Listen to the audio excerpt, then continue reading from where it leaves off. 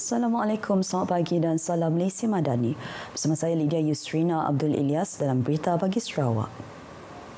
Menteri Perpaduan Negara Datuk Seri Aaron Argo Dagang mengetahui senarai penerima anugerah dan pingat daripada Yang di-Pertuan Negeri Tun Dr. Wan Junaidi Tuanku Jaafar di Kompleks Dewan Undangan Negeri di Kuching semalam. Datuk Seri Aaron dianugerahkan dengan darjah Panglima Negara Bintang Sarawak PNBS yang membawa gelaran Datuk Seri. Penerima lain termasuk Menteri Pendidikan, Inovasi dan Pembangunan Bakat Sarawak, Datuk Seri Roland Sagawiin dan Menteri di Jabatan Premier Sarawak, Datuk Seri John Sikitayai. Sementara itu, 8 timbalan menteri dalam Kabinet Sarawak dianugerahkan darjah Panglima Gemilang Bintang Kenyalang PGBK yang membawa gelaran Datuk. Antaranya Timbalan Menteri Infrastruktur Pembangunan Pelabuhan Datuk Insinyur Aidil Lariwu serta Timbalan Menteri Kesihatan Awam Perumahan dan Kerajaan Tempatan Datuk Michael Tiang Ming Ti. 11 penjawat awam kanan Sarawak pula menerima darjah Jasa Bakti Sarawak DJBS yang membawa gelaran Datu. Manakala Timbalan Menteri Kesihatan Datuk Lukanisman Awang Sauni dan Setiausaha Persekutuan Sarawak Datuk Ahmad Nazri Muhammad Hassan merupakan antara 21 individu yang dianugerahkan darjah Panglima Setia Bintang Kenyalang PSBS yang membawa gelaran Datuk. Anugerah dan pingat tersebut telah dikurniakan pada tahun lepas bersempena hari jadi rasmi Yang di-Pertuan Negeri Sarawak. Sejumlah 25 juta ringgit diluluskan Kerajaan Sarawak untuk pembinaan sebuah Dewan Sebaguna di Bintulu. Peruntukan tersebut diumumkan Premier Sarawak Datuk Patinggi Tan Sri Abang Johaitun Openg semasa hadir Rumah Terbuka Tahun Baru Cina Parti Rakyat Bersatu Sarawak SUPP di Bintulu. Berucap pada majlis berkenaan, Premier berkata cadangan pembinaan Dewan itu adalah bagi memenuhi keperluan golongan belia di Bintulu dalam bidang sukan. Kepada belia-belia, you punya YB ini sangat sayang kepada awam muda.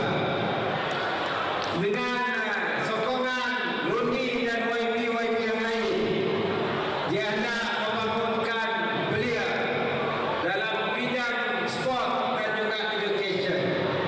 Jadi yang berhormat, Saudara Pan telah mencadangkan untuk membangun multi-purpose hall dekat Dewan Suara yang berharga 25 juta.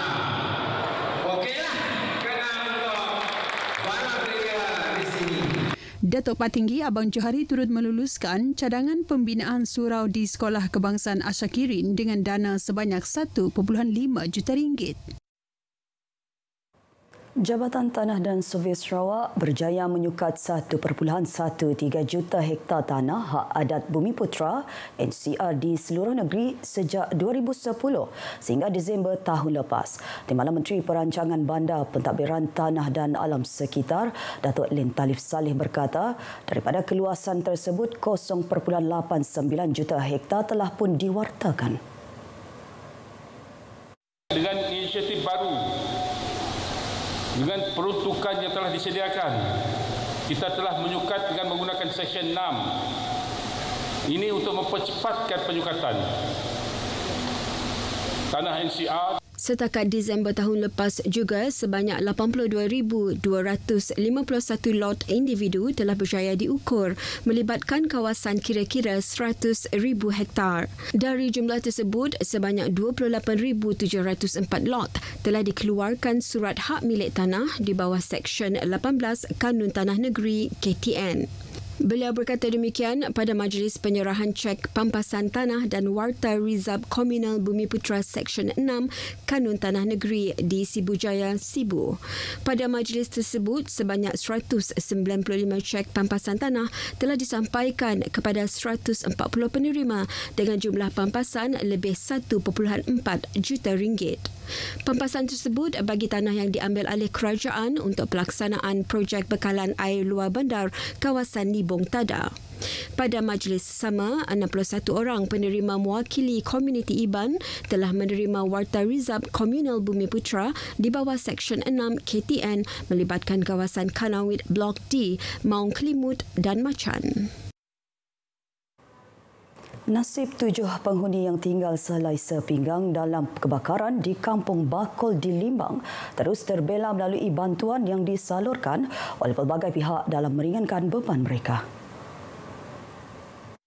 Timbalan Industri Makanan, Komoditi dan Pembangunan Wilayah Dato' Abdul Rahman Ismail berkata kerajaan negeri dan persekutuan menyediakan pelbagai bantuan kepada mereka yang ditimpa musibah. Dalam kes ini kita akan menghentilah sebuah rumah dengan kos yang ditetapkan 70,000.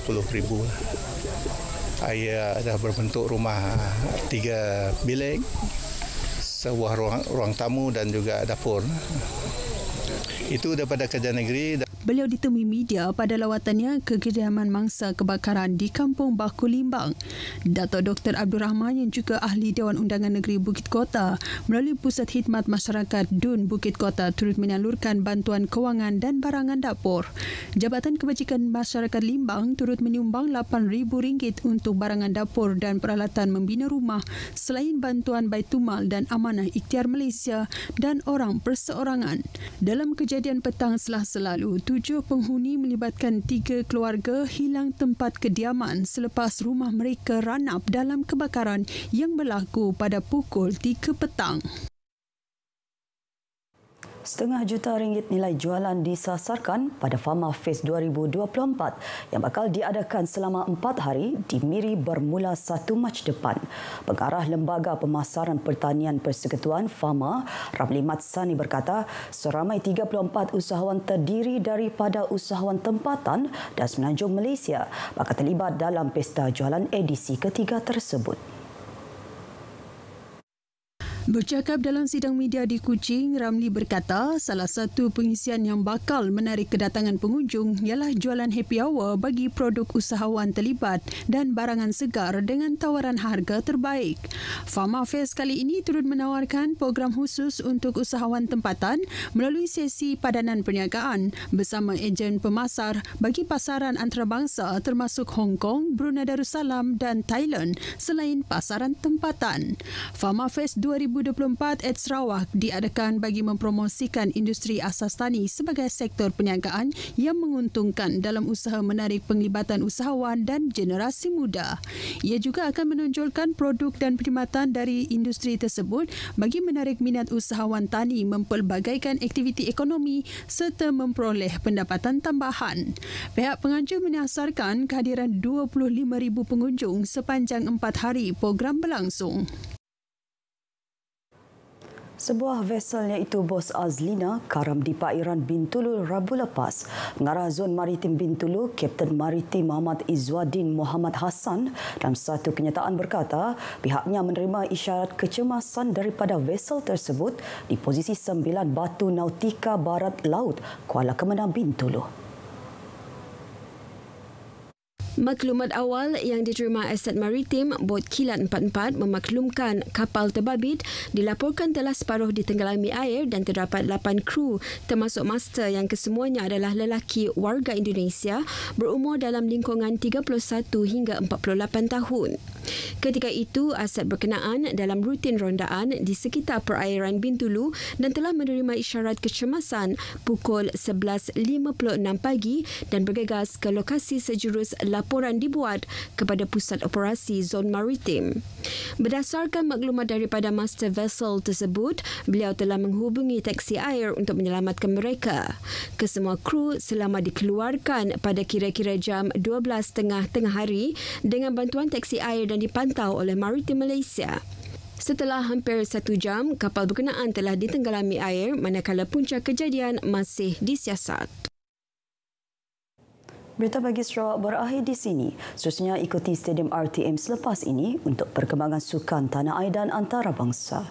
Dari sungai hingga segara, Palestin pasti merdeka.